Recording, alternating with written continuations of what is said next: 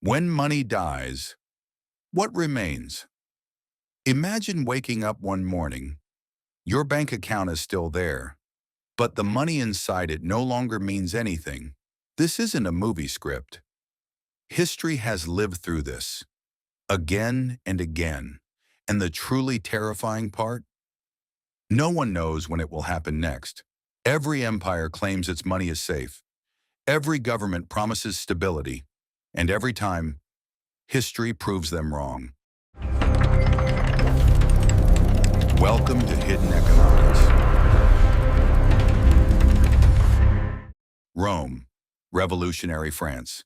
The Confederacy, modern Lebanon. Different eras, different places, yet the same ending. People wake up one morning and realize the savings they spent a lifetime building are now worthless. Salaries lose their meaning. The future they carefully planned quietly disappears. Collapse is not the exception. Collapse is the rule of history. So the real question isn't, will financial systems collapse? The real question is, will you be ready when they do? The most dangerous illusion.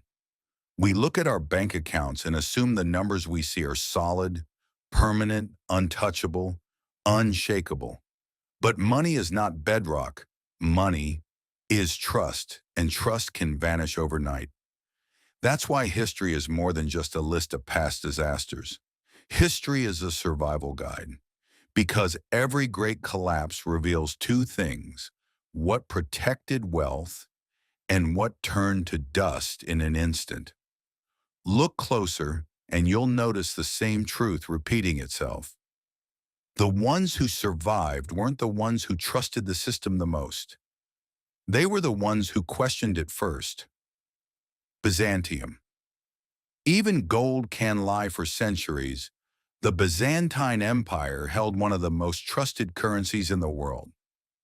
The gold solidus, merchants from Europe to Asia accepted it without hesitation. It was essentially the reserve currency of the medieval world. But history has an unsettling side. The Byzantines actually knew about Rome's earlier mistake. Over time, Rome had reduced the purity of the silver denarius until it became little more than cheap metal coated in silver. You'd think they would have learned their lesson. They didn't. Centuries later, they repeated the same mistake. Other metals were mixed into the gold coins. Their purity slowly declined. At first, no one noticed. Then trust began to crack. And once trust breaks, money stops being money. The coin that once anchored Mediterranean trade suddenly became nothing more than a political fiction. So what actually remained? Imperial promises? Official guarantees? No, merchants who quietly held real gold, and those who owned land beyond the easy reach of the state. Lesson 1. Governments can rarely resist the temptation to weaken their currency. And when they do, wealth flows toward assets that cannot simply be manufactured. The Black Death. Disaster for many. Power for some between 1347 and 1351. Nearly half of Europe's population vanished. Cities emptied. Villages disappeared from the map.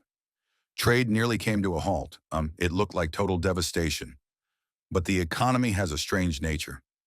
When people become scarce, labor becomes incredibly valuable.